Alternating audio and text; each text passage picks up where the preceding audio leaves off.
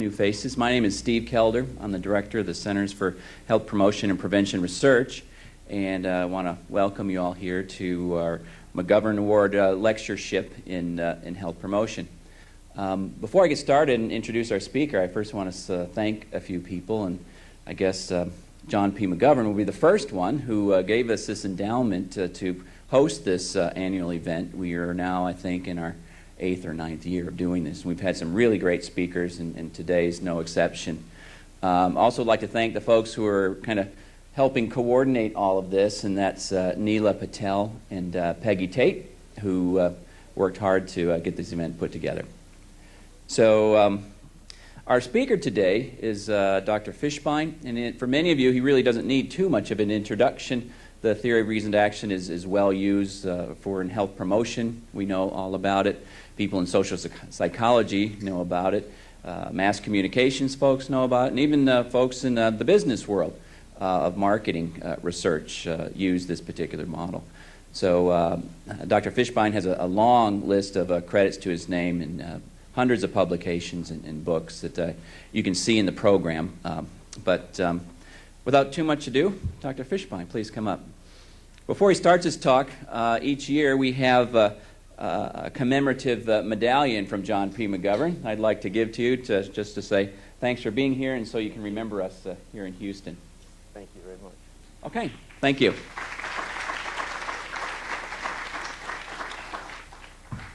Let me make sure I know how everything works before I start. First of all, it's a pleasure to be here, and we were lucky enough, my wife joined me on this trip, and we were lucky enough to spend some time in Houston, and I must say I've been very impressed by your city and the arts and the museums, and it's just been a real pleasure to be here. So I hope I don't disappoint you too much with this talk. Let me see how we make this work. That way. There we go. What I'm going to do today is talk in general about a reasoned action approach to health promotion and how you can take the theory and try to apply it and some of the questions that have been raised about it. And I'll give you a little bit of example of data so that I can show you how you use data to help develop interventions. But the reasoned action approach to the explanation and prediction of social behavior basically assumes that people's behavior follows reasonably from their beliefs about performing the behavior. I need to put this on the other side. Okay. Some investigators have questioned the basic assumption that human behavior can be described as reasoned. According to this critique, theories like reasoned action, planned behavior, and you can put a lot of other theories into this role too, are too rational. They fail to take into account emotions, compulsions, and other non-cognitive or irrational determinants of human behavior. What I want to point out is that a reasoned action approach really says nothing about rationality. It merely assumes that once a set of beliefs is formed, these beliefs serve as the cognitive foundation from which perceived social norms, perceptions of control, and ultimately intentions are assumed to follow in a reasonable and consistent fashion. These beliefs don't have to be veridical, that is, they don't have to be accurate, they don't have to represent what's out there. They can be biased, and they can even be irrational. All it's saying is however you form your beliefs, and whatever beliefs you have, you use that information to do something. So, why did somebody do something? Because they believe God told them to. That's a belief, and it's perfectly reasonable if somebody acts on that. We could say that behavior looks irrational, and holding this belief is irrational, but it is a belief, and people operate on the basis of those beliefs. Okay? Now, fundamentally, what I've argued for years is that the more you know about the factors that underlie the performance or non-performance of any given behavior, the more likely it is that you can design a successful intervention to change or reinforce that behavior. But obviously, not all interventions are equally effective. And I think what behavioral science theory and research can do is provide guidelines for developing effective behavior change programs. As what I'm going to argue is that what our theories do is they provide a framework for helping us identify the beliefs that have to be changed in order to bring about changes in behavior and hopefully better health outcomes. Okay. Now, although there are almost an infinite number of variables that can directly or indirectly influence the performance or non-performance of any behavior, I think there's a growing consensus that there are only a limited number of variables that need to be considered in order to predict, understand, change, or reinforce any given behavior. And I think this limited set of variables has been defined by or represented in four major theories of behavior and behavior change. I'm sure all of you are familiar with these, but I'm going to run through them quickly and try to give you a kernel to point out that these theories, which are probably the most widely used theories in the health promotion, health behavior area, really contain a very small number of variables that you focus on in order to understand and predict behavior. So the four theories I'm going to very briefly review are the health belief model, social cognitive theory, reasoned action, and its extension to planned behavior. Now, and again, I'm giving you the tiniest little thumbnail quickie on what the health belief model is and what all of these are. But basically, the health belief model has two variables, or two components. It says that before you take any preventive behavior, you have to personally feel susceptible to a severe and serious illness. Sometimes this is called perceived threat, sometimes this is called perceived risk, but the argument is that if I don't feel threatened by some illness, there's no reason for me to behave. But in order to behave, and in order to follow whatever recommendation is being made, I have to believe the benefits of following the recommended action outweighs the costs and barriers. Okay? So the health belief model said there are two critical things. They talk about cues to action, but these are reminders. They're not immediate determinants. When you look at what they say are the immediate determinants of behavior, it's just these two things: perceived risk and my beliefs that following this recommendation will lead to more good than bad things, or prevent bad things. Okay? If we move to social cognitive theory, once again, you find there are only two variables. Okay? The first thing Bandura says is you have to be motivated to perform the behavior in question.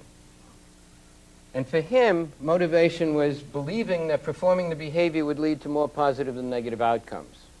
And so he talks about outcome expectancies. And within his model, he tries to divide up outcome expectancies into three classes. He says they can be physical outcomes, like it will protect my health, it'll reduce the likelihood of getting some disease. Social outcomes, if I do this, it'll please my parents, it'll upset my spouse. Or self-standards. If I perform this behavior, I'm going to feel anxious, or I'm going to feel good about myself, or I'm going to feel something. But these are just three different classes of outcome expectancies. It's no different than the costs and benefits in the health belief model. We may use different language, but we're still saying, if you do this, what's going to happen, and is this good or bad? What Bandura added was the notion of personal agency. That is, he said, before you're going to perform a behavior, you have to believe that you have the necessary skills and abilities to perform that behavior. That is, you must have a sense of personal agency or self-efficacy with respect to performing the behavior. If I don't believe I can do something, I'm not likely to even try because I don't want to fail. Nobody wants to fail. Okay? So I have to be motivated. I have to believe that if I do it, more good than bad things will happen, and I have to believe that I'm capable of doing it. So now I have three variables. We have risk, we have efficacy, and we have outcome expectancies.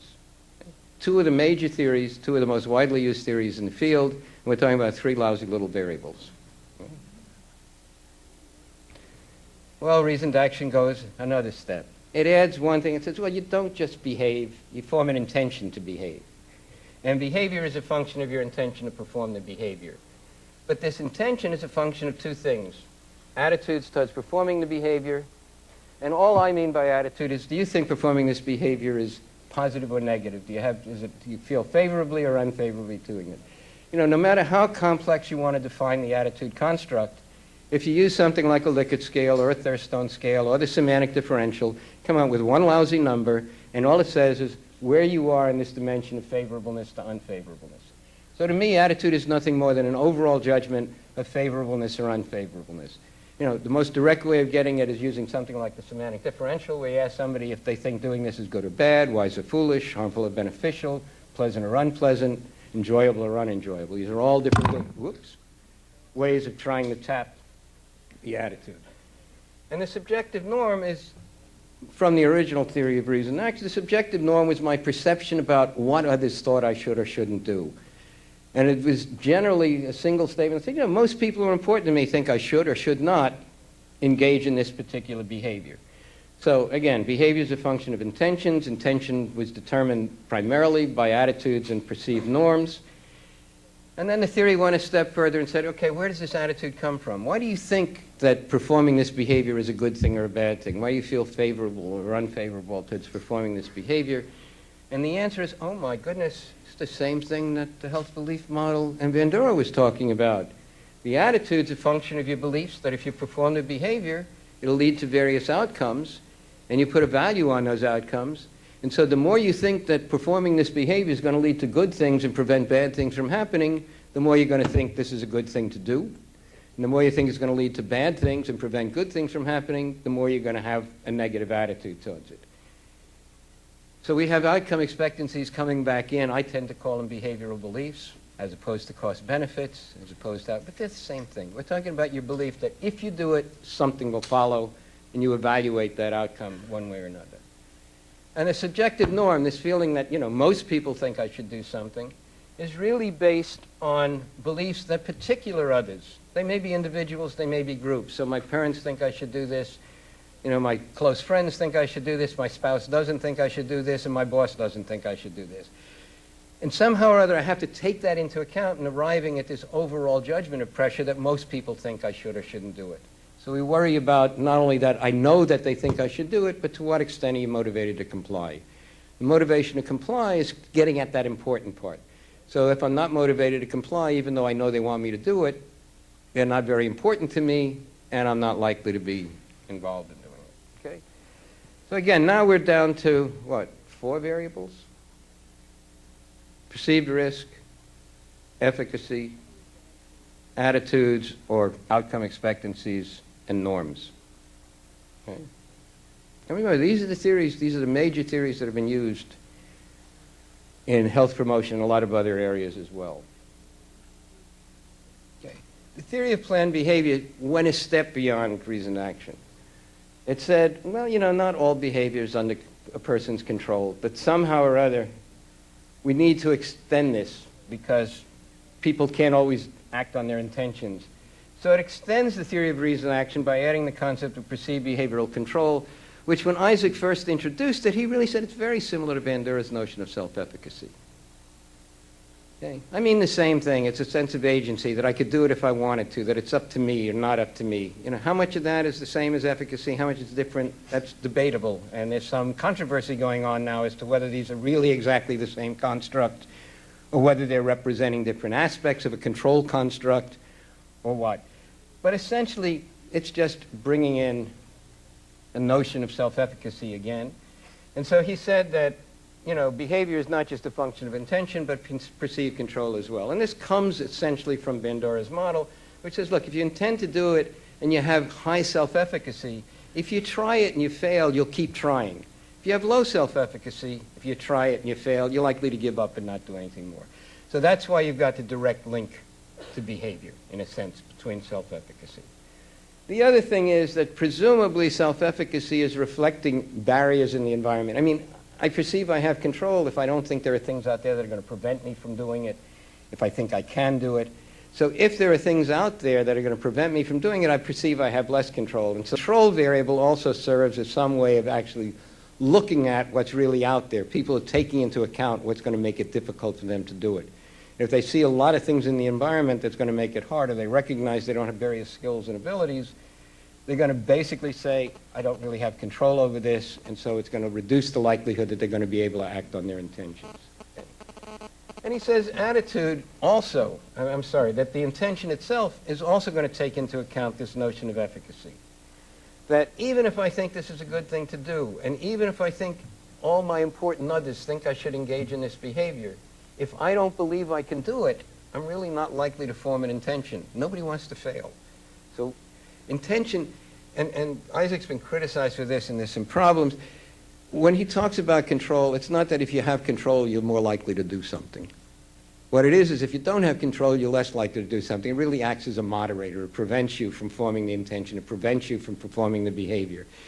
But it's not the same kind of causal thing. Yes, I have control, so I do it. But if I think it's a good thing to do, then it has some causal relation to my intention.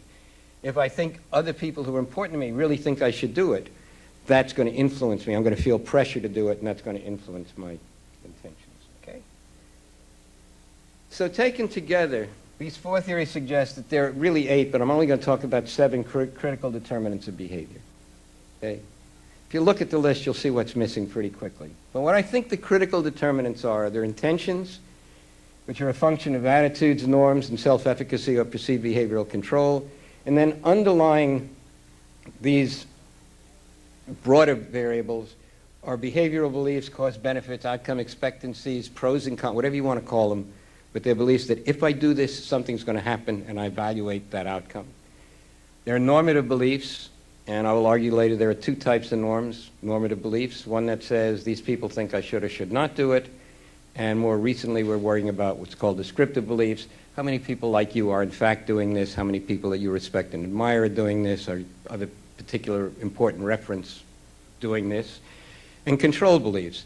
And for Isaac, the control beliefs are basically, are there things that are out in the environment that will be present when you're trying to perform the behavior? And if they were there, if an event occurs, or if there's some situation, or some event happens, or some person gets in the way, or is present, is that going to make it easy or difficult for you to carry out the behavior? So the overall feeling that I can do it or it's up to me depends on...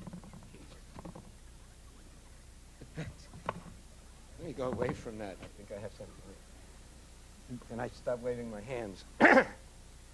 Depends to a certain degree on whether I can or, think that this is really up to me. Okay? The missing variable is perceived risk. And it's because all of these have consistently been shown to be related to behavior. Perceived risk has a special status. It doesn't always relate to behavior. It's not necessarily there. I mean, the best example of that is in the AIDS area, where you ask people if they're, how likely it is that they're going to acquire AIDS or get AIDS. And irrespective of their risk, their perceived risk has nothing to do with whether they take preventive action, whether they're using condoms, whether they're not injecting drugs. There's just no necessary relation between perceived risk and specific behaviors or specific protective behaviors. And so I've dropped it off of here. I will bring it back in later on, because it's not that it's not important, it's just that it's not a direct determinant or a proximal variable. And I would say this is a set of proximal variables that influence our behavior. Okay? Now, I was brought up in an era when behavioral prediction was viewed as difficult, if not impossible. Okay. In the late 50s and early 60s, if we could account for 10% of the variance in any behavior, we thought we were golden. And as studies were done, I can't tell you how many studies and how many dissertations were done, where somebody would try to predict the behavior. They would measure every attitude they could think of that could be relevant to that behavior. They would measure 6 or 7 personality variables and every demographic variable under the sun. And then they would try to predict some specific action, whether people, donated blood or did something else. And if they were really lucky, one of these things would correlate 0.3 and would be significant. And so they'd be accounting for 9% of the variance. They could write their thesis and go and become professors at some university. Okay? And that usually happens, so you get one thing. And you could look at all these studies. I mean, even if you looked at animal learning experiments where you had total control over this animal, and all you were trying to see is whether I could train it to go to the left part of the maze or the right part of the maze. And what you'd find is if you actually didn't just look at the F-tests and what was being done, but you looked at how much of the variance in this animal's behavior were you really accounting for, it was 3 or 4 or 5% of the variance. It wasn't very much, highly statistically significant, right? So everybody said behavior is difficult, if not impossible to predict. Well, I think everybody in their lifetime is entitled to one aha experience. Aha, right? That's mine. Okay? Behavior's not hard to predict. You want to know what somebody's going to do? Ask them. People are very good predictors of their own behavior. It's not very interesting. Psychologically, it didn't make a lot of my colleagues very happy that you came out with this, but it changed the nature of the problem. You no longer had to worry about, can we predict behavior? It's yes, you can. Now the question is, well, can we understand or make some judgments about where these intentions come from? Why do people form intentions to perform the behavior or not? You're dealing with a bunch of cognitive variables we can build on and utilize and pay attention to other work that's been done. Okay? So basically, as we start out saying, the theory basically says, you want to know what somebody's going to do? Ask them. Intentions are probably the best single predictor of behavior. And empirical research over the past 3 decades, closer to 4 actually, has led to the recognition that specific behaviors can be predicted with considerable accuracy by assessing intentions to engage in the behaviors under consideration. Now, intentions can be conceptualized as a readiness to engage in a particular behavior. And it's important to recognize that there's a difference between intentions to perform a specific behavior, intentions to engage in a class of behaviors, and intentions to reach a goal. Now, what do I mean by this? When we first came out and said intentions are good predictors of behavior, everybody jumped on my back, and other people working with me saying, yeah, well, I know all these people who intend to lose weight and they don't. Oh, well, losing weight's not a behavior. Losing weight's an outcome. Losing weight's not necessarily under anybody's control. As two people can perform exactly the same behaviors, one will lose weight and the other one won't. There are metabolic influences, there are other kinds of things. Intentions to reach goals may not be very good predictors of goal attainment. Okay? Doesn't mean you can't look at why people intend to lose weight, but knowing they intend to lose weight is probably not going to be a very good predictor of whether they do or not. Say, oh, okay, I understand that. So what do you want him to do? Well, I want him to diet or exercise. Okay. You ever see anybody diet? You ever see anybody exercise? Dieting and exercising aren't behaviors either. They're categories of behavior.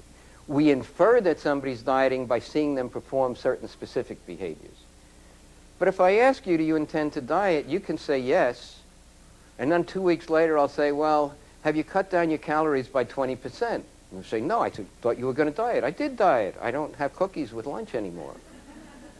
Okay. If we don't make it clear what we mean by dieting or exercise, then asking somebody you intend to diet doesn't make much sense.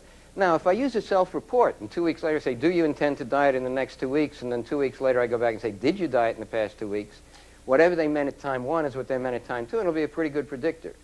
But if I'm looking for specific behaviors that I want people to perform, then asking them if they're going to engage in the category of behaviors and to look at a specific behavior, I'm not going to do a very good job of predicting.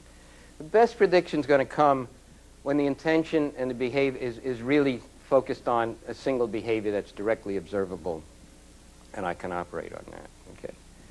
And in fact, the most effective interventions, and this is one of the lessons I think we've learned over the years, are those that are directed at changing specific behaviors. You know, walk for 20 minutes 3 times a week. Have you done that? Do you intend to do it? Rather than a behavioral category like exercise, yes, I can increase your intention to exercise, but there's no guarantee you would walk for 20 minutes a week. Or what's now happening in the exercise domain is their basic criterion is, you know, have you worked out at least 3 times a week for 20 minutes or more till you get sweaty? That's what everybody's using who's looking at exercise now. Because it's a simple, straightforward statement, and you can get there any way you want. But from a health perspective, I want you doing it at least 20 minutes a week till you get sweaty, till you break out in a sweat. You know, whatever you do, if you don't get sweaty, you're not exercising. Let's keep it at that, okay? And obviously, that's better than asking people or trying to increase people's intentions to lose weight. Well, most people intend to lose weight anyway, if they're overweight or close to it. Okay. Now, intentions, or the readiness to act represented by an intention, can find expression in a lot of different ways. All of these things can be measured in multiple ways. I mean, I try to go through and say, look, you know, Bandura talks about outcome expectancies. The health belief model talks about costs and barriers. Prochaska's model, the trans-theoretical model, talks about pros and cons. I talk about behavioral belief. It doesn't matter. We're talking about the same thing. These are different ways of trying to get at the same construct. In the same way, you can measure intention in a lot of different ways. In statements such as, you know, I will engage in the behavior, I intend to engage in the behavior, I expect to engage in the behavior, I'm willing to engage in the behavior, I'll try to engage in the behavior, and so forth, have been used as measures of intentions. So as I said, as is the case for many other psychological constructs, different indicators can be used to assess intention or readiness to perform a behavior. Many investigators, however, propose that rather than being indicators of a single construct, some of these expressions are best treated as distinct constructs. I mean, any of you who have paid attention to this literature are probably familiar with this big distinction that people try to make between behavioral intentions and behavioral self-predictions or behavioral expectations. So statements like, you know, I intend to, I will try to, I plan to, they said those are intentions. I will, that's a self-prediction. And they argued that, you know, will is going to be a better predictor because it takes into account environmental constraints. Well, there's now been a lot of studies that have tried to look at this, and there have actually been several meta-analyses. And the bottom line is that the empirical evidence doesn't appear to support these distinctions. The most recent one is coming out of Iowa with willingness. Okay? That this is a new construct, that it somehow is going to tap this irrational part of behavior. I have no idea how they ever thought that willingness would tap irrationality, because all it is a bunch of conditional probabilities. You know, the willingness measure is, with respect to smoking, for example, is suppose you're at a party and somebody offers you a cigarette. What will you do? Or how likely is it you would do each of the following? I would leave the situation. Okay, is that likely or unlikely? I would say no. Is that likely or unlikely? I would take the cigarette and smoke it. Is that likely or unlikely? How this gets to irrationality, or how this can be viewed as anything other than intention, I have no idea. And in fact, willingness and intentions correlate around 0.8. And sometimes willingness is a little better predictor of the behavior, and sometimes intention is a little bit better predictor of behavior. And if you add them together and average them, you get the best prediction anyway. So I just don't think that these distinctions are there. We're talking about a readiness to engage in a behavior. And if you measure intentions appropriately, they are very good predictors of single behaviors. Again, they may not predict whether you perform a given behavior in a behavioral category or whether you manage to reach some goal. Okay? Now, before we can use intentions to predict behavior, however, we've got to define what the behavior is. And unfortunately, I think we all too often ignore really worrying about defining what the behavior is that we're dealing with and how to define it and what's involved. And I've been arguing for years that a single behavior can be viewed as involving 4 elements. There's the action, you do something. And most actions, though, you don't buy, you buy something. So there's a target that the action's directed towards in most cases. And you don't just buy something, you're buying something in a store or that could be different. I mean, there's a place, there's a context in which this behavior takes place. And if I'm trying to observe the behavior, I can only observe it at a given point in time. I mean, one thing about behavioral observations as opposed to self-reports is that these are very specific elements when you're really observing what somebody's doing. They're at the most specific level it can be, because you can only observe the behavior at a given point in time. You're in a particular context. There's a particular target. So you may be interested in whether or not people buy cigarettes, but what you actually observe is whether they buy a particular brand of cigarettes, whether you like it or not. And you're not just observing whether they're buying cigarettes, you're buying cigarettes in the supermarket or in the drugstore or from a machine or whatever. Those are different behaviors. Okay? Or we can define them as different behaviors if we so desire.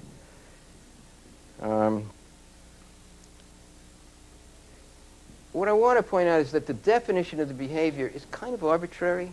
I mean, people have gotten hung up on this and worried about it.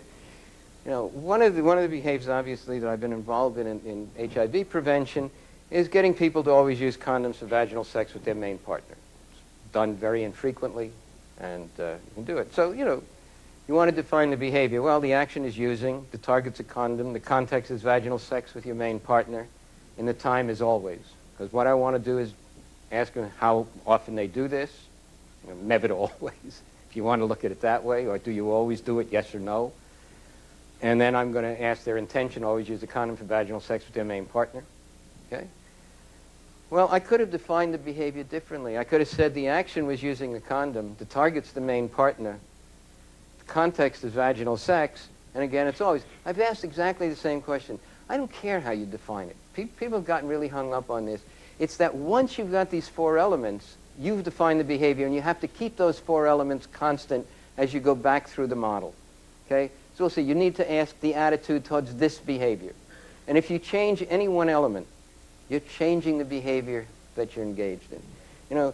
If I change vaginal sex to anal sex, we're talking about different behavior. I'm going to have different attitude, I'm going to have different intentions, I'm going to have different beliefs, and other kinds of things. And if I change main partner to occasional partner or a commercial sex worker, I'm going to change everything. So anytime I change any one of these elements, I'm really talking about a different behavior. And that becomes critical if you're trying to understand why people do or don't engage in that behavior, so you can start to intervene. Okay? Now, for a measure of intention to correlate closely with behavior, the intention measure must involve exactly the same elements as the behavior itself. Okay? This requirement that in measures of intention and behavior involve exactly the same action, target, context, and time elements is known as the principle of correspondence or compatibility. And here again, this principle of correspondence has sometimes been misunderstood to mean that intentions and behavior should always be defined and measured at a very specific level. In reality, the principle simply suggests that the two variables, intention and behavior, should be measured at equivalent levels of generality or specificity. Again, if I'm interested in, have you bought cigarettes in the last month? I don't care about the context. I don't care about the time. I can't observe it, so I'm going to use a self-report to say, did you buy cigarettes in the past month? Okay. So I've left, if I was putting that diagram back up and it said action, target, context, and time, context would say unspecified. And so what I'm going to do then is make sure that the attitude, behavior, intention are all measured at the same level. The theory says nothing about the level. You pick the level, and you picked the behavior and define the behavior at a level that you're interested in, that's important for the research that you're doing or the problem that you're trying to deal with. It's entirely up to you how to, and at what level to measure behavior in terms of specificity, generality. Okay? Now, without going into a lot of detail, I can just say that, there have been a lot of studies now that have substantiated the predictability of behavioral. Everybody say, in this area it doesn't work, or in this area, it works everywhere. If you measure the appropriate intention, and it's an intention to perform a behavior, and you measure the appropriate behavior, you can account for much of the variance in that behavior. Okay? When appropriately measured, intentions account for an appreciable proportion of variance in actual behavior. There have been enough studies now, I mean, there literally are over 1,000 studies using planned behavior and reasoned action, okay, that have looked at intention-behavior relationships, probably in 500 of them or 600 of them. So there are a lot of meta-analyses being done. And meta-analyses across a wide number of areas, so they've looked at it in the health area, as well as in business, as well as in consumer behavior, as well as in political behavior. So it's cutting across all kinds of behaviors, have basically come up with what I do here. Yeah. Have basically come up with, I think I'm missing something. Something's out of order. It's all right. Because this meta-analysis, have reported mean intention behavior correlations 0.47. They've actually ranged from about, this is what I was looking for, from about 4.4 to 5.6. There have been studies that have looked at just the intention-behavior relationship in particular behavioral domains. It's worked just as well with smoking when you ask the right questions as it has with dieting, as it has with other kinds of behaviors like buying a product, voting for a political candidate. If you measure the intention appropriately, if it corresponds to the behavior, and you've got a good definition of the behavior, intentions are very good predictors of behavior. And now we've actually had a meta-analysis of meta-analyses where Shearing came out and said, over all these meta-analyses that have been done, the average intention-behavior correlation is around 0.53. It's not everything. But remember, we used to be talking about 3% of the variance. We're now talking about 25, 26, 27% of the variance, which says if I can change stuff, I'm going to change enough people's behavior to make a difference. Because usually you don't have to change more than 4 or 5 or 6% of the population to really have a public health effect on a lot of illnesses. So something to keep in mind. We're doing pretty good. Okay? And what I'd also point out is that most of the meta-analyses that have been conducted haven't paid any attention to this notion of correspondence. My guess is that if they use correspondence as a moderator, what they would find is that when there was correspondence, the intention-behavior relationship was probably closer to 65 or 70, 0.60, 0.70, and when there was lousy correspondence, it was down to 5.30, and that's why you come out with about a 0.5 overall. But these meta-analyses have not taken that into account. Okay? But clearly, behavioral intentions don't always predict corresponding behaviors. It's not perfect. So even if an individual holds positive intentions, there are different factors that might prevent him or her from acting on those intentions. So let me start building a reasoned action approach. This is sometimes called now the integrative model. It's sometimes called an extension of planned behavior. Call it whatever you want. It's an attempt to say, if we're trying to understand behavior, what do we have to pay attention to? Okay? So I said, the first thing is you've got to define the behavior. That's the critical thing. And it's up to you as an investigator to do that. And basically, the theory says that there's one primary determinant of behavior, but this can be moderated or influenced by at least 2 other kinds of factors. First and foremost, there's the intention. If you measure intentions appropriately, they're going to be very good predictors of behavior. But I may form an intention because I think I have the necessary skills and abilities when in fact I don't. You know, I used to be able to high jump 5 feet. So I might, if you ask me, you know, how likely is it you could high jump 4'6" now? I might say, oh, I could still do it. I'm a little older, but 4'6". I can't get more than 1.5 feet off the ground at my age, right? But I might have formed the intention because I thought I could still do it. And then I find out that I really don't have the necessary skills and abilities. Okay? That's not a skill and ability you can train me on, but there are other skills and abilities where if you're not carrying out the behavior, you can be trained on. Okay? And there are also environmental factors. There may be things out there that prevent me from doing it. Yeah, I want to go and get a blood test or get screening for something, but I don't have health insurance and I can't get into the hospital, or they won't accept me, or they won't do this. So we have to recognize that I might have formed intentions to do some things, and I try to take into account those things that are out there that may prevent me from doing it. Sometimes I'm wrong. Sometimes new things come up. All right? Now, clearly, very different interventions are necessary if you've formed an intention, if someone's formed an intention but's unable to act on it, than if you have little or no intention to perform the behavior.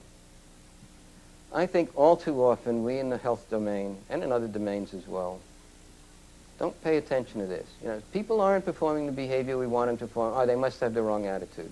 They haven't got the right intention. Well, most of the time, or at least a lot of the time, people aren't performing the behavior not because they don't intend to do it or because they have the wrong attitude, but they don't have the necessary skills and abilities, or there are environmental constraints. We have to do a little social engineering sometimes, or we have to do skills training. And that's a very different kind of intervention. You know, I can't emphasize enough how important it is not just to make the assumption that people have the wrong attitudes or they don't have the intention. Easy enough to check. Just ask people, do you intend to perform this behavior? If they say yes, stop worrying about changing their attitude and everything else. Because all this other stuff is just going to contribute to influencing their intention. If they've already got the right intention, then it's time to do something else. Give them the skills and abilities they need. Teach them how to overcome barriers. Teach them how to get around things that are out in the environment. Change the environment. But don't waste your time trying to do what we call health promotion, because that's not what it is. Health promotion is skills building. Health promotion is teaching to get around other things. Okay? But our first response when we see people not performing the behavior we want them to perform, when they're not, oh, they've got the wrong attitude. Not true. Okay? They don't have the right intention. Not true. It's easy enough to find out which of these it is. Okay? But if the problem is that they haven't formed the right intention, which happens often enough, then we want to change people's intentions. And based on what I said before, I think there are just 3 factors that directly influence people's intentions. Their attitudes towards performing the behavior. So do I think performing this behavior is a good thing or a bad thing? My perception of the norms, and again, I would emphasize that there are 2 types of norms. There's the injunctive norm, which says these people think I should do it. There's the descriptive norm that says most people like me are or aren't doing it or are involved in doing it. And last but not least, there's this notion of self-efficacy or perceived control. Okay?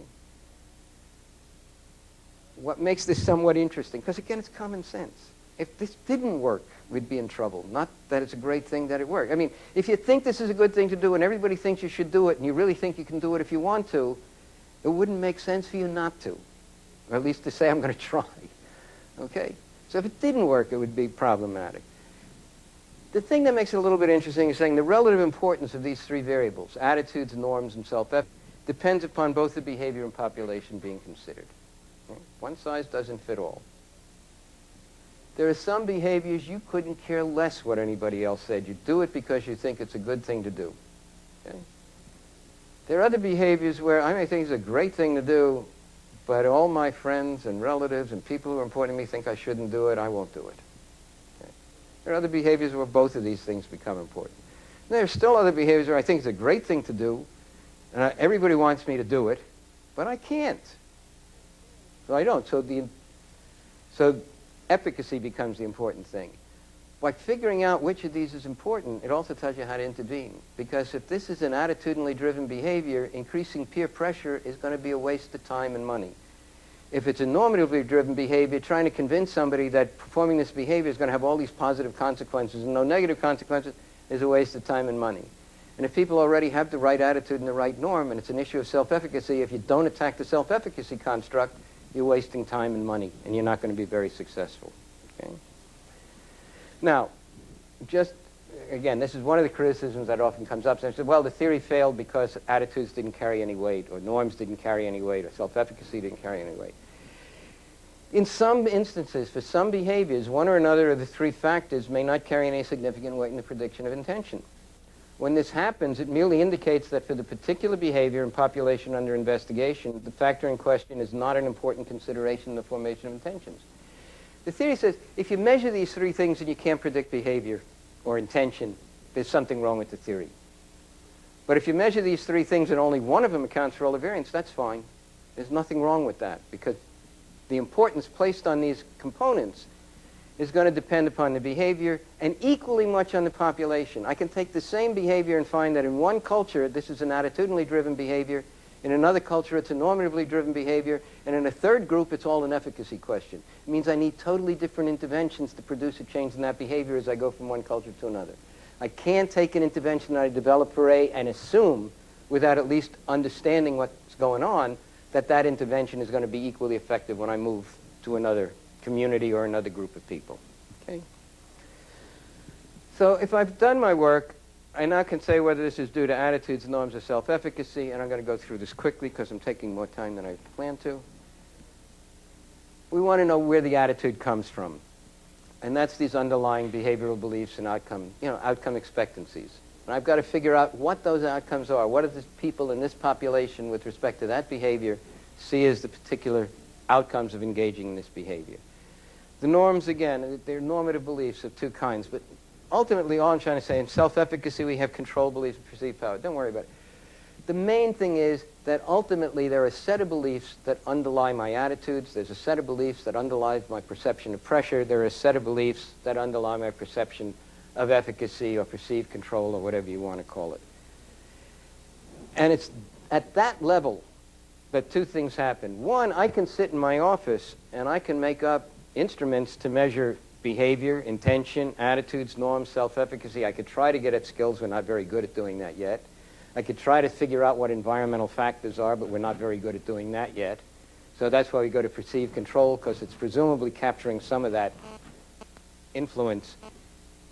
But I can sit in my office and tell you what people in a given population believe the outcomes of engaging in a certain behavior. I can't tell you who those people see as their important others. I can't tell you what the barriers are. So as I move from one situation to another, from one population to another, I really have to do my homework.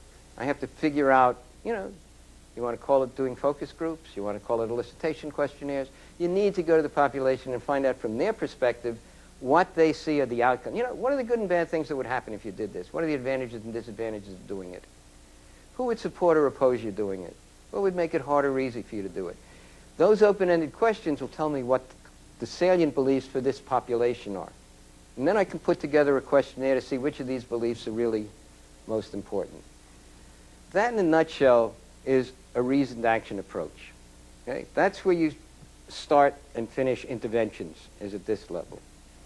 But the question that, and I should point out, it's this level that the substantive uniqueness of each behavior comes into play. Because again, if I ask you, think about what are the consequences of introducing condom use into a long-term stable relationship? You and your spouse have never used a condom. One night you come home and you say, honey, I think from now on we're going to use condoms.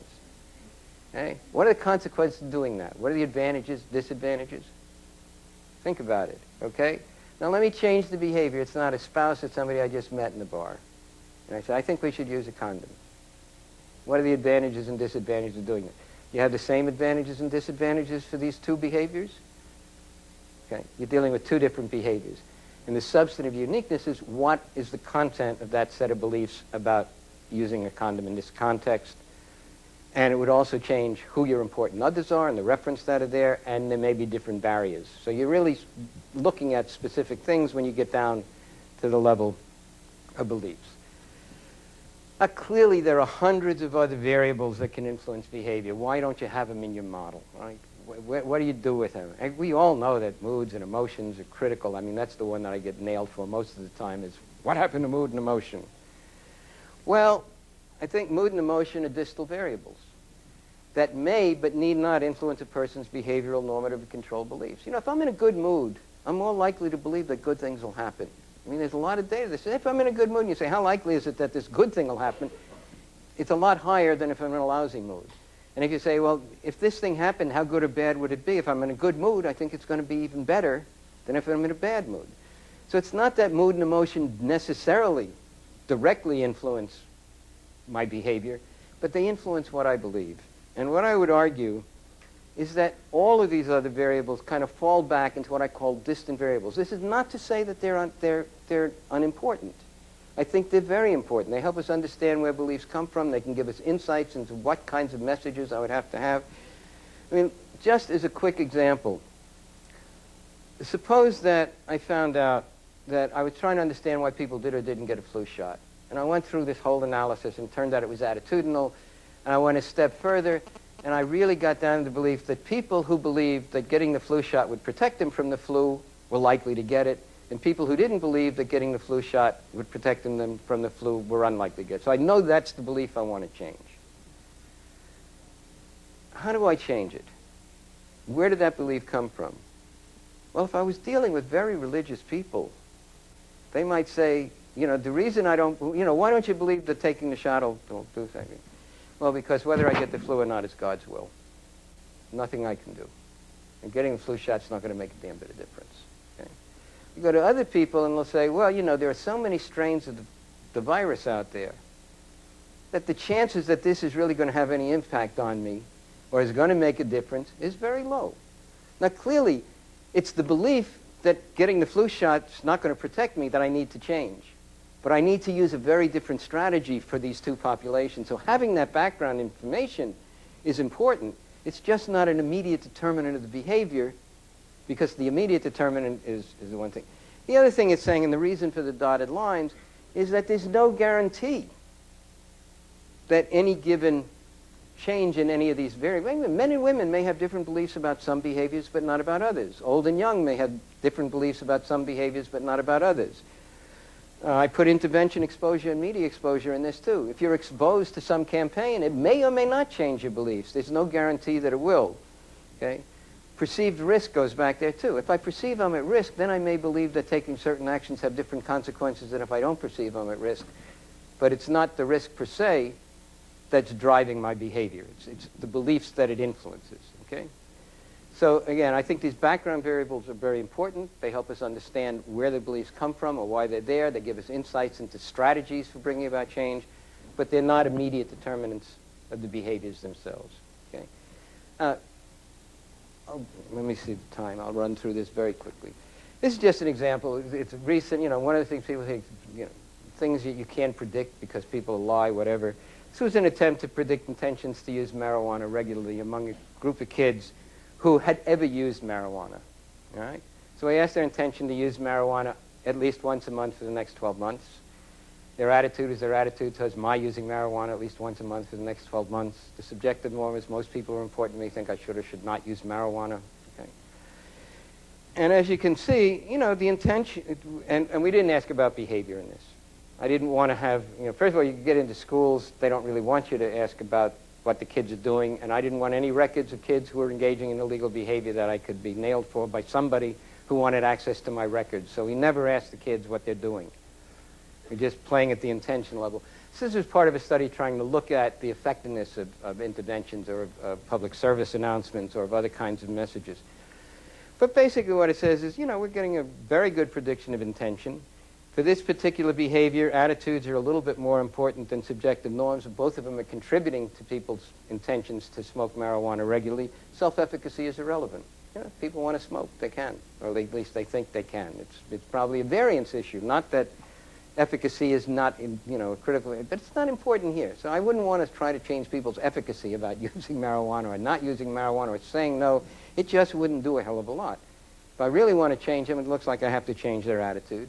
And what it's saying is that the beliefs and outcomes that we measured seem to give me a pretty good handle on why they hold the attitude they do.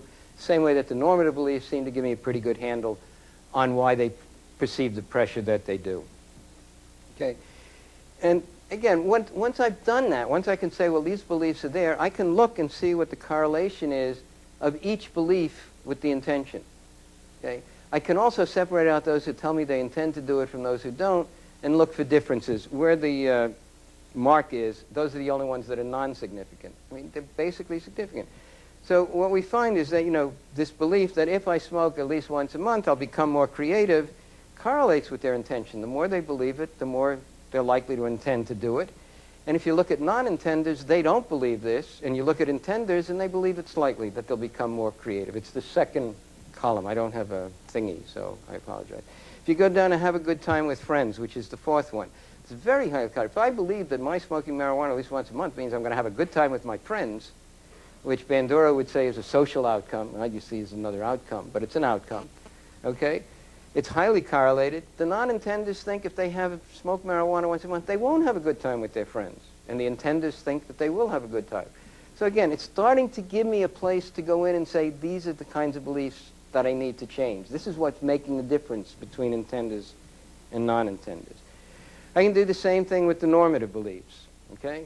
I can look at it and say, well, they're all highly correlated with whether or not they intend to smoke or don't intend to smoke regularly. But if I look at friends, the non-intenders say their friends don't think they should do it. The intenders see that their friends or perceive that their friends think they should do it. If you go down to their boyfriend, girlfriend, same pattern. But there are other things. I mean, they all recognize that teachers don't think they should do it. They all recognize that their parents and caregivers don't think they should do it.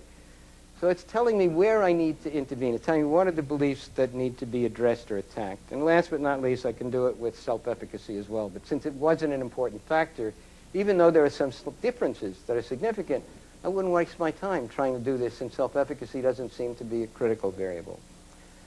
Now, whoops. This used to come in one at a time, so we'll speed it up. You've got to make decisions about, here are beliefs that seem to discriminate between intenders and non-intenders. Which ones do you really want to change? What are the best targets for an intervention? Well, first of all, you probably, and this comes from Bob Hornick's work more than mine, who laid out a set of rules, in a sense, to say, well, what belief should you try to attack? And the first thing is, you want to attack something that has a strong correlation with intention or behavior, so if you could change it, presumably it would have an impact or an influence on intention and behavior. Second thing is, you want to pick a belief where there are enough people who don't hold the right position. I mean, I can get a fairly decent correlation if I just have 5 people who say no and everybody else says yes, as long as the 5 people who don't perform the behavior say no and everybody else says yes. I'll get a good correlation, but I don't want to waste my time changing that belief. I don't have enough people to move. So I just want to make sure that putting the money into designing this intervention or creating this message, I've got enough people that I can move on the dimension I want. And these are kind of empirical. I can look at data and say, yes, this is correlated, this have enough distribution variance in this to make it worthwhile doing it. But the last one is really a subjective judgment, which we all too often fail to make. Can I really change this belief? If somebody said, why aren't you using a condom? Because it reduces my sexual pleasure and it makes me feel less sensitive. You say, well, how do you know that? Because I've tried the damn things. There ain't no way I'm going to send them a communication that says it'll increase your pleasure. Okay? There are just some things that I can't make decent arguments for. And so you have to look and decide whether these are beliefs that you can actually craft a convincing argument, provide supporting evidence, or supporting data. Okay? Alternatively, and this is somewhat newer for at least me, and part of being in a communication school now, is the notion of priming. Because I can strengthen an intention by strengthening the association between attitude and intention. So if somebody's got a favorable attitude, but it only correlates 0.35 with their, if somehow or other I could get them to think about that attitude in making their decision and get it up to a 0.5 or a 0.6, so I can try to strengthen the nature of the association without necessarily changing what they believe. That would mean I'd be going in and looking for beliefs that are already supportive of the behavior I want, but just have relatively low correlations, and try to prime those and get people thinking about it. It's done in the political domain a lot. Let me skip that. It was just an illustration that priming and persuasion are not incompatible. You can both change the strength of the association and the underlying belief. And if you do both, you're actually doing a little bit better. Okay? So let me try to wrap this up. As I said earlier, I think theories of behavioral prediction can help us identify the critical behavioral, normative, or control beliefs that have to be addressed if one wishes to reinforce or change any given behavior. The theories don't tell us how to reinforce or change those beliefs. Okay? Behavioral theories provide a framework for understanding why people are or aren't performing the behavior, for helping me say, people who perform the behavior hold this belief, the people who don't perform this behavior don't hold this belief. Theoretically, if I could move them, the non-believers to believers, I would increase the number of people performing this behavior. And that's what behavioral theories can do, and I don't care whether you're using Bandura's theory or my theory or the health belief model. Okay? They're all trying to get at what is it that I can change to help me explain and make a difference. I think the biggest challenge for health behavior is that we don't know how to hell to change these things. Okay? How do we design communications or other types of interventions to change or reinforce these beliefs? What the theory is saying is, if you could change these beliefs, this would happen. All our interventions are directed at trying to change certain beliefs. I mean, again, I don't care where you're coming from, but ultimately, when you provide people with information, when you send them a communication, you're giving them information that presumably is going to change certain beliefs. Now, you may not think of it in those things. You say, well, I'm trying to change their attitude. But how are you trying to change their attitude? You're giving them information that good things will happen or bad things won't. Or I'm trying to change their perception of the norms. Well, what are you doing? I'm telling them that most people do this, or very few people do that, or their wives think they should do this. I'm trying to change beliefs. And the question is, how do we design communications or other types of interventions to change or reinforce those beliefs? We use whatever we've got available to us. I mean, we're not dumb, and we try the best we can. We try to give them convincing arguments. We try to make it logical arguments or syllogisms. We try to present a lot of data to support the position we're doing. We do the best we can. But we still know very little about the factors that are going to influence why a given message will or will not be accepted. Okay? We can try to do it. And we've been successful. I'm not saying that we're not successful. I'm just saying we don't have a theory that tells us why it works sometimes and not other times. Or why some of these attempts to change certain beliefs are huge successes and other attempts are total failures. Okay? What this really means is that it's critical that we very carefully test our interventions before we try to implement them in any population. We don't know, just because I've crafted what I think is a great message, that this message is going to be effective. We don't know that it's not going to actually boomerang. We don't know that it's going to be totally useless. We don't know whether it's going to change it. So it's absolutely critical, I think, if you're designing health promotions, is that you really do a good job of pre-testing the effectiveness of the message that you have. Okay? And I like to use this example. You would never go down in the basement with your little chemistry set and throw chemicals together and say, now I have a vaccine for AIDS and I'm going to go out and inject everybody with it. But there are a lot of investigators who will sit in their office and say, well, I'm going to do A, B, and C, and I'm going to have this program. We're going to go out and just give it to people. Well, it can be just as dangerous as throwing together a vaccine. There are a lot of things that boomerang. The most recent national anti-drug campaign, government finally put money into a big, major media campaign. It backfired. Either it had no effect at all, or people who were exposed actually increased their intentions to use marijuana.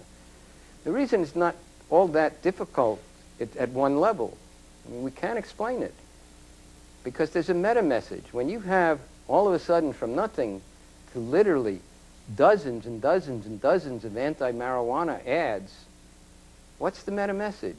Oh, there must be a lot of people doing this. So most people I know are probably doing this. Oh, I might as well try it too. Okay? It's a normative change. It wasn't what they designed this stuff to do, obviously, but it's there. So I think it's really critical that we do that. So let me wrap up.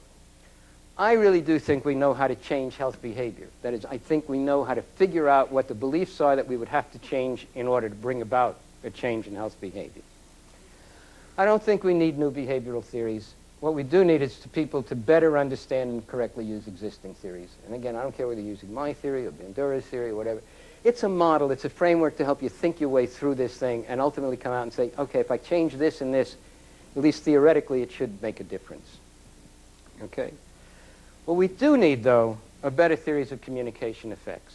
In particular, I think we really need some theories to help us understand the factors influencing whether a given piece of information will be accepted or rejected. And I'm too old to keep doing that, but there are a lot of young people out here. And if you want something to work on that's going to make a real difference, there's a theory out there waiting to happen, and maybe one of you will be able to develop it. Thank you very much.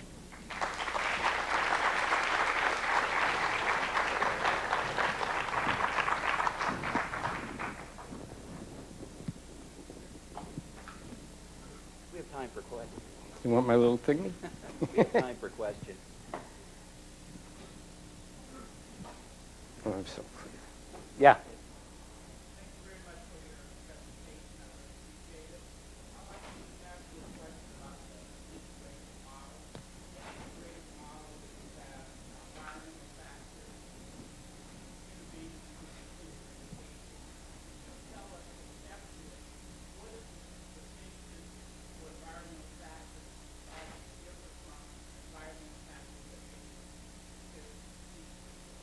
We're not hearing the question in the distant sites. Use the microphone, please. Okay, I can't do it for you.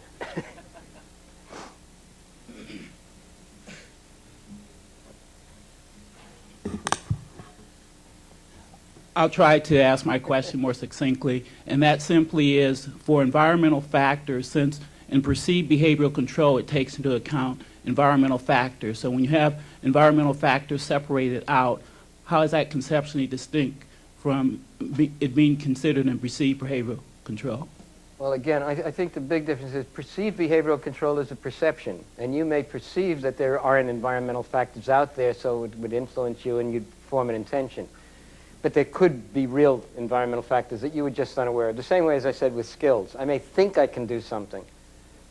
Okay, so it's an attempt to recognize that there may be things beyond what I perceive. Now, Isaac's argument, and you know, you're actually right, his argument is that what perceived behavioral control is doing is it's serving as an indicator of the true control variable.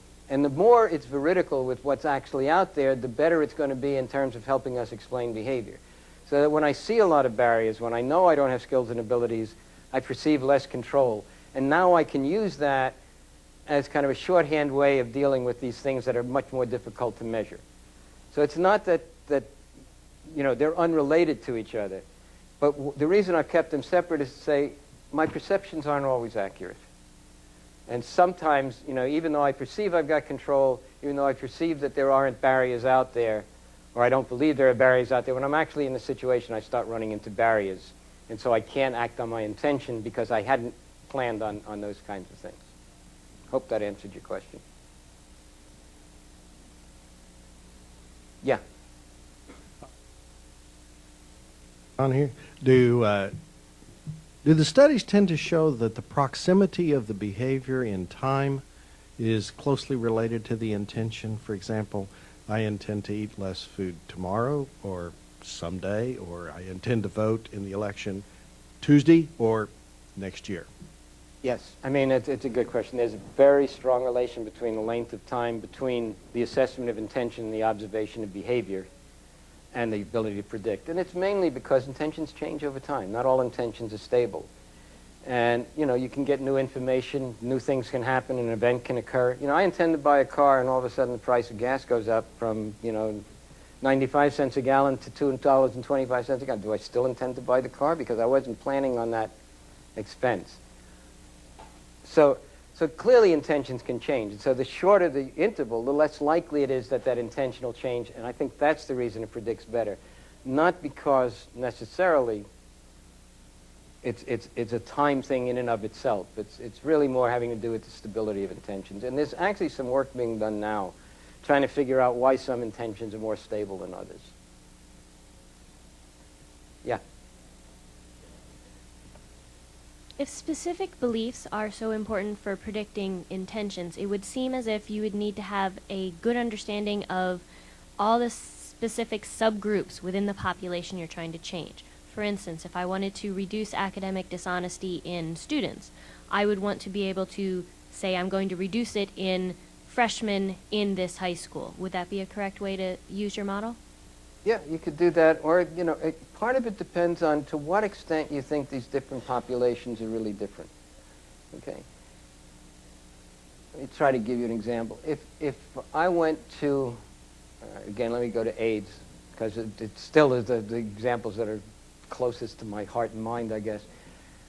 When we were looking at condom use, we went to 3 different populations of commercial sex workers. We were interested in whether there were ethnic differences. Okay. And so we went to the 3 different groups to ask them what they saw the advantages and disadvantages of using condoms when they were working. For the most part, the beliefs were the same across all 3 of these populations. Okay? There was one belief that tended to be unique to each population. I don't even remember what it is. I mean, I can probably pull it up, but it's not important. The fact is that the bulk of the beliefs were common. Okay? So I could still design an intervention that would be common to all 3 groups. If I had the time and money, I could say, okay, but when I'm dealing with African American women, I should also include that as part of the message. When I'm dealing with Hispanic women, I should include that as part of the message. And when I'm dealing with Caucasian women, I should include it. But it didn't prevent me from being able to design something that would be equally effective in the 3 groups. And again, you have to look and say, well, how critical was this belief that was different? I actually do remember what it was. I think I remember 2 of it.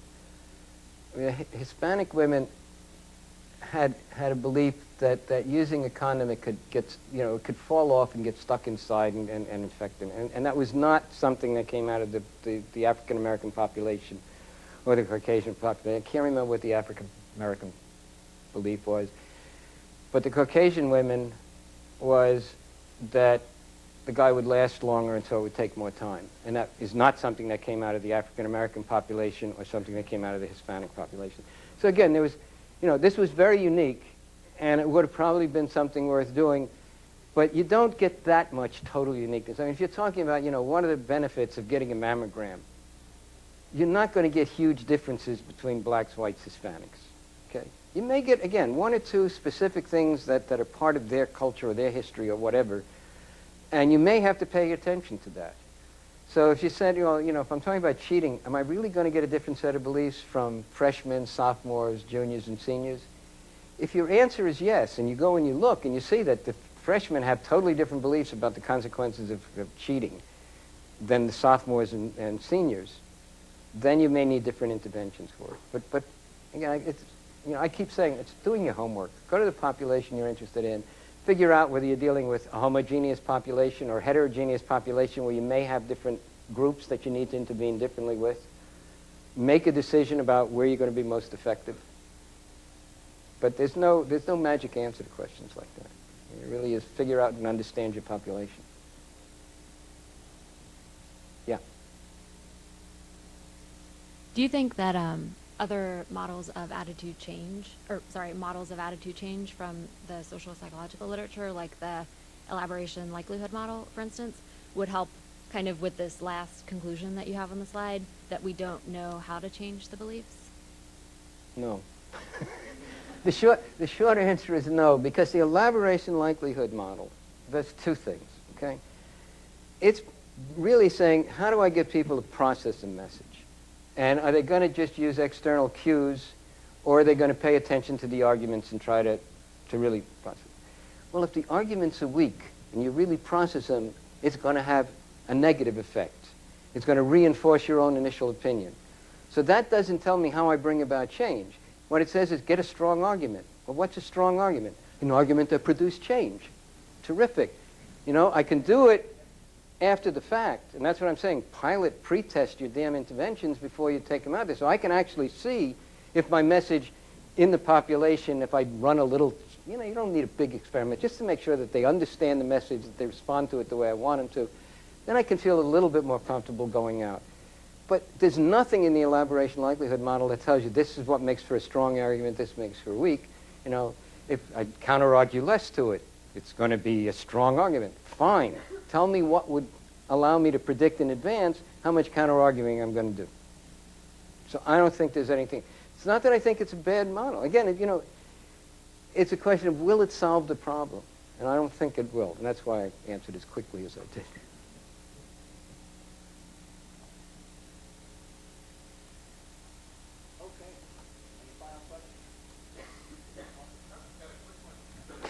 You'd never have a quick one. Go ahead, Alfred.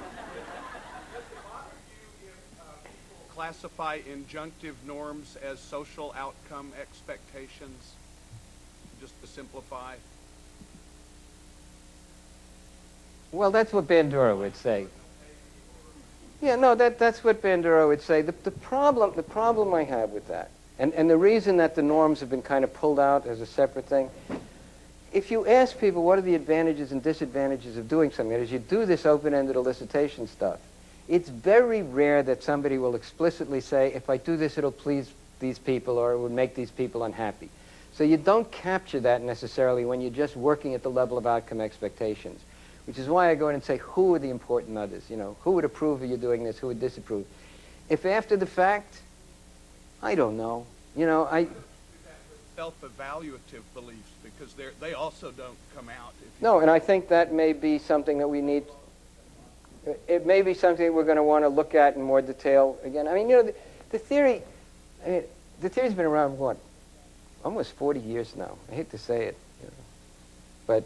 It's there, and it's been changing. You know, the older I get, the slower the changes are. But you know, Isaac introduced essentially self-efficacy because he thought it was important. We're recognizing now this difference between injunctive and descriptive kinds of norms. It looks like there may be two aspects to self-efficacy. I didn't go into it here, but perceived behavioral control and self-efficacy don't always load on the same factor, and maybe they're tapping something slightly different. It's a set of issues that we want to try to understand and deal with. There's new stuff about automaticity and how much of this behavior. You know, I don't believe that people sit down and go through, you know, calculus to come up with it. I think you learn an intention and that I can, you know, it's immediately accessible. I can put you in the IAT, this, you know, this new reaction time indirect measure of attitude, and instead of asking you whether something is good or bad or you like or dislike it, I can say, do you intend to do it or not? And I'm going to get responses quickly there too. So if that's what they mean by automatic, intentions are automatic. I mean, but there are things that we need to, you know, that still remain questions and need to be addressed. And I do agree with you. I think that we're probably not picking up some of these self-standard kinds of outcomes that may be actually very important and may also satisfy some of the people who keep complaining about us not having moods and emotions in there. Because, you know, if one of my beliefs really is that if I do this, I'm going to feel anxious and disgusted with myself, and I'm not picking that up somehow with the approach that I use, then there's more variance out there that I might be able to account for. Unfortunately, Bandura doesn't pick it up either because he doesn't ask the right questions to get at those outcome expect. He doesn't ask. No, you know, he really hasn't spent that much time on that part of his model. He's really focused more in on the efficacy, which has been a major contribution to the field. There's no question about it. Okay? Okay, Dr. Fishbein, thank you so much for Thank you. really good. Good. Now you have my little medal. And I think this is mine. I think.